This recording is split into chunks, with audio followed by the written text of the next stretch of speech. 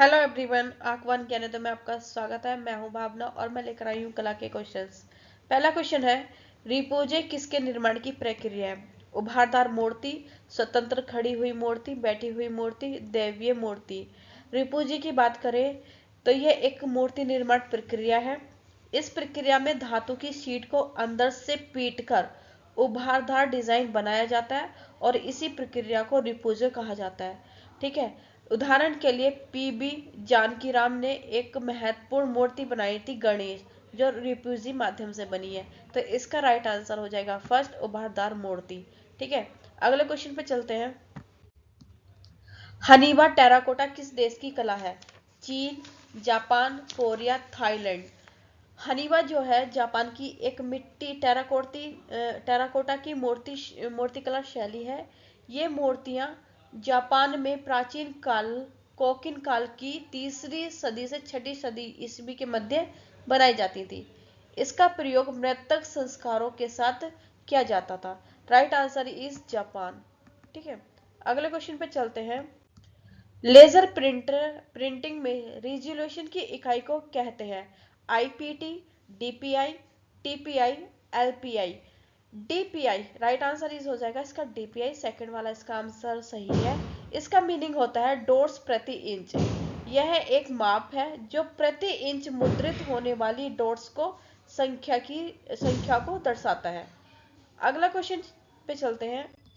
अभिकथन, Henry मोर अपनी मूर्ति शिल्पों में स्मारकता के अंकन के लिए प्रसिद्ध थे। सेकंड, कारण क्या है? विशाल आकार होने के कारण उनकी मूर्ति शिल्पियों में स्मारकता थी। ए है फर्स्ट ऑप्शन, ए सही है, आर गलत है। ए सही है, आर भी सही है। ए गलत है, आर सही है। और ए गलत है, आर भी गलत है। तो इसका राइट आंसर हो जाएगा सेकंड, ए भी सही है और आर भी सही है। हेनरी मूर की बात करें तो ये ब्रिटिश मूर्तिकार थे। ड्राइंग और ग्राफिक विद्या के में भी इन्होंने कार्य किया है। ठीक है। इनका जो जन्म हुआ था हेनरी मूर का 30 जुलाई 1898 ईस्वी में इंग्लैंड में हुआ है। इनकी ये मूर्तिकार के तौर पर भी जाने जाते हैं। इन्होंने ज्यादातर कांस्य माध्यम में काम किया है। ठीक है। और माइकल एंजेलो से ये प्रभावित थे शिल्प मोर। अगले क्वेश्चन पे चलते हैं। निम्नलिखित को सुमेलित कीजिए। भारतीय कला, KG Subramanyan, Bageshwari Shilp Prabandhawali, BS. Agarwal, moving focus, Neville Tuli, flamed mosaic, Rabindranath Tagore. तो इसका राइट आंसर हो जाएगा सी, भारतीय कला, बी.एस. अग्रवाल, बागेश्वरी शिल्प प्रबंधावली रविंद्रनाथ टैगोर की है। मूविंग फोकस जो है केजी सुब्रमण्यम। फ्लेम्ड मोजाइक जो है वो नेविले तुली की। तो right answer is C. Okay. अगले क्वेश्चन पे चलते हैं। भुवनेश्वर में निम्नांकित मंदिरों में से कौन सा खाखरा देउल है? लिंगराज मंदिर, परशुरामेश्वर, राजरानी, बेताल दाऊल। भुवनेश्वर की बात करें तो भुवनेश्वर में जो उड़ीसा शैली है, कलिंग शैली कह सकते हैं। और ये किसकी उपशैली है? ये नागर शैली की उपशैली है। जो उड़ीसा मंदिर स्थापत्य है वो नागर शैली में स्थापित है। और इन मंदिरों का जो निर्माण टाइम पीरियड है वो है 8वीं सदी से लेकर 13वीं सदी के मध्य इनका निर्माण किया गया है। इसका जैसे सोमवंश ने निर्माण किया, गंग ने, चंदी वंश ने, मौर्य वंश ने। और इनका प्रमुख केंद्र क्या है? भुवनेश्वर, पुरी। इन मंदिरों का जो प्रमुख केंद्र है वो कौन सा? भुवनेश्वर, पुरी और कोणार्क। संरचना कैसी है इनकी? पहले आता है दाउल, फिर आता है जगमोहन, उसके बाद नट मंडप और उसके बाद आता है भोग मंडप। देउल को कहते हैं जैसे गर्भगृह, जगमोहन को विशाल मंडप। ठीक है। तो ये इसका क्रम है। और ये जो है इसका जो राइट आंसर है वो है बेताल दाउल। राइट आंसर इज बेताल दाउल। खाखरा दाउल जो है ये बेताल दाउल है। और ये किसको समर्पित है? देवी चामुंडा को समर्पित है। शाक संप्रदाय से संबंधित है।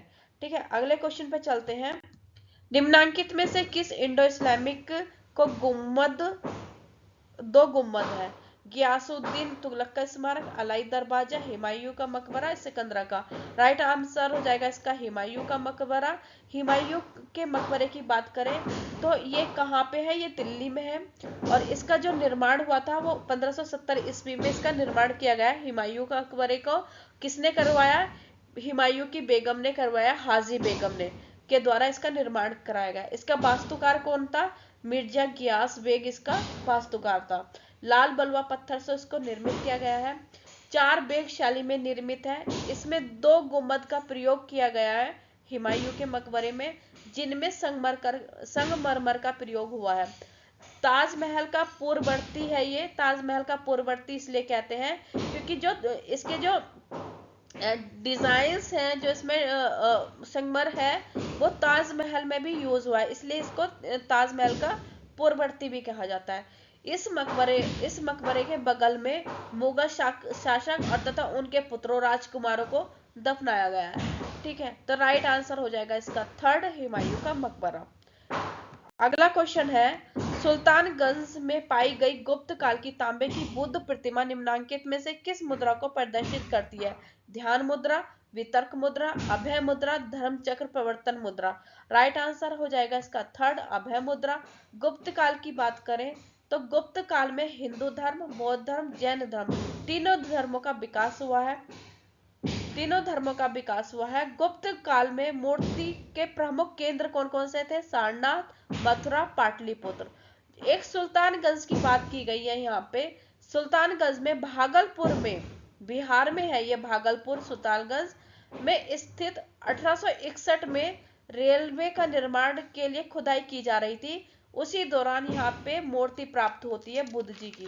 ठीक है, और ये इसकी ऊंचाई कितनी है? 2.3 मीटर, ऊंची लगभग 7.5 फीट है, और इसका वजन है 500 किलो वजन इसमें है, इस मूर्ति में है। और ये अभी कहाँ पे है?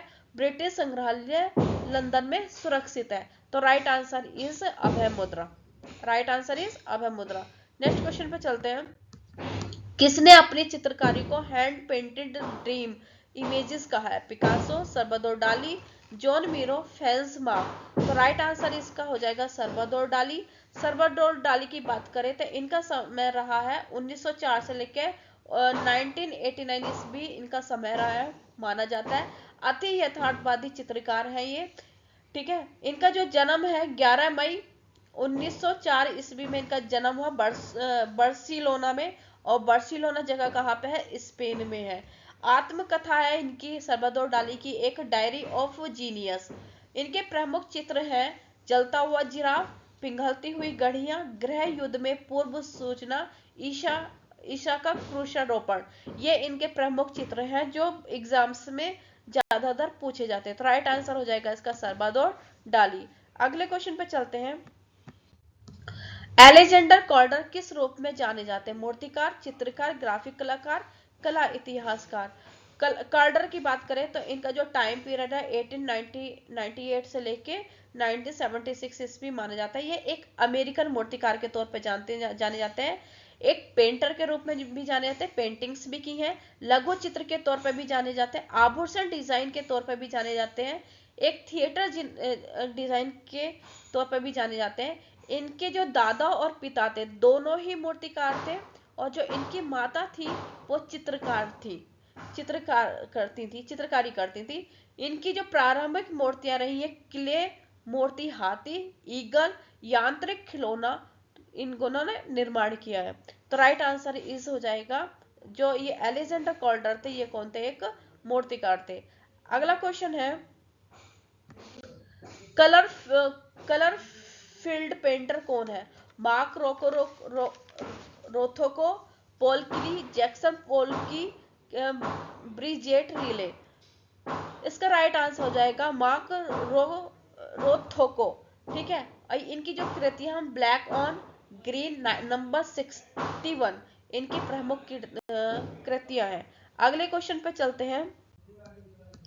माइकल एंजेलो की अपूर्ण मूर्तियों का प्रशंसक था अगस्त रोंदा, अलेक्जेंडर कॉल्डर, हेनरी मूर, ब्रांकुंसी।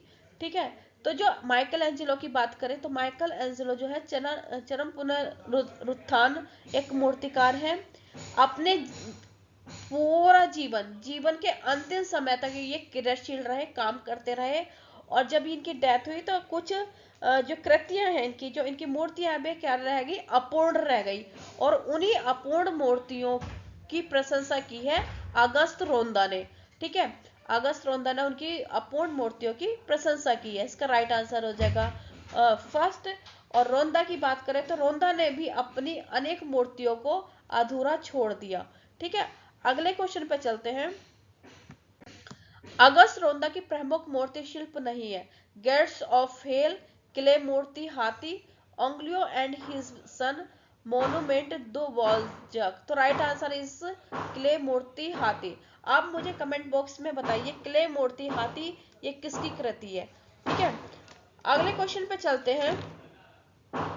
ये रोंदा जो है, रोंदा की बात करें तो ये एक मूर्तिकार है, मिट्टी के माध्यम से इन्होंने काम किया है। गेट्स ऑफ हेल, उंगलियो and his son, monument to Balzac ये इनकी प्रमुख कृतियां रही हैं। अगले क्वेश्चन पे चलते हैं। As of France 1877 70 inch 182.9 centimetre एक आदमकद पुरुष कांस्य प्रतिमा किसकी है। तो इसका राइट आंसर हो जाएगा Rodin. Right answer is Rodin. अगले क्वेश्चन पर चलते हैं। दार्शनिक मूर्ति शिल्प किसका है।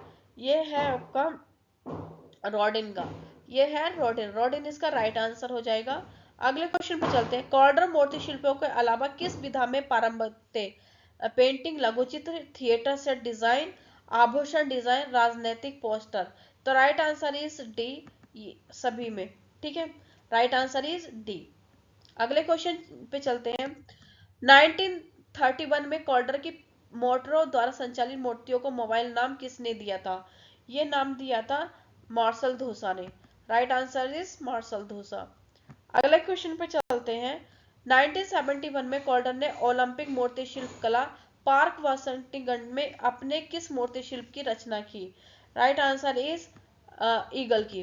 Right answer is eagle. अगले क्वेश्चन पे चलते हैं। आधुनिक यूरोपीय कला में प्रथम चलित मूर्ति शिल्प का सृजन किसने किया। Right answer Alexander Calder. Last and important question है। निम्न में से स्विस मूर्तिकार, चित्रकार, ड्राफ्ट्समैन एंड प्रिंट मेकर था। Right answer Alberto Giacometti. ठीक है, तो राइट आंसर इज थर्ड।